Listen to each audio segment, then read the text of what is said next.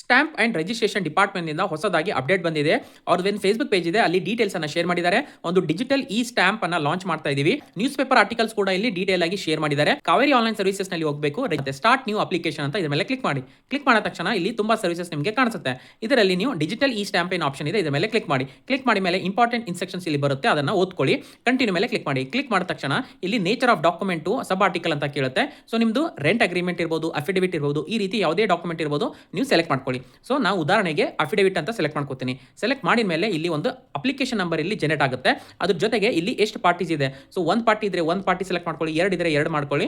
So parties ಅನ್ನ ಇಲ್ಲಿ verification ಮಾಡಬೇಕಾಗುತ್ತೆ. ವೆರಿಫೈ ಯಾವ ರೀತಿ ಮಾಡ್ತೀರಾ ಅಂತಂದ್ರೆ ಆಧಾರ್ ವೆರಿಫಿಕೇಶನ್ ಮಾಡಬೇಕಾಗುತ್ತೆ. ಸೊ OTP ಮುಖಾಂತರ ಆಧಾರ್ ವೆರಿಫಿಕೇಶನ್ ಮಾಡ್ಕೊಳ್ಳಿ. ಜೊತೆಗೆ ಮೊಬೈಲ್ ನಂಬರ್ ಕೂಡ ಇಲ್ಲಿ ವೆರಿಫೈ ಮಾಡಬೇಕಾಗುತ್ತೆ. ಸೊ ಎಲ್ಲ ಆಗಿದ ಮೇಲೆ ಇಲ್ಲಿ ಸೇವ್ ಪಾರ್ಟಿ ಮೇಲೆ ಕ್ಲಿಕ್ ಮಾಡಿ. ಕ್ಲಿಕ್ ಮಾಡಿ ಮೇಲೆ ಪಾರ್ಟಿ ನಿಮ್ದು ಆಡ್ ಆಗುತ್ತೆ. ಕಂಟಿನ್ಯೂ ಮೇಲೆ ಕ್ಲಿಕ್ ಮಾಡಿ. ಕ್ಲಿಕ್ ಮಾಡಿದ ಮೇಲೆ ಇಲ್ಲಿ ಕ್ಯಾಲ್ಕುಲೇಷನ್ ಆಫ್ ಫೀಸ್ ಅಂತ ಕೇಳುತ್ತೆ. ಸೊ ಅದ್ರ ಮೇಲೆ ಕ್ಲಿಕ್ ಮಾಡಿ. ಇಲ್ಲಿ ಡೀಟೇಲ್ ಆಗಿ ಇಲ್ಲಿ ಎಷ್ಟು ಫೀಸ್ ಬರುತ್ತೆ ಅಂತ ಇಲ್ಲಿ ತೋರಿಸುತ್ತೆ.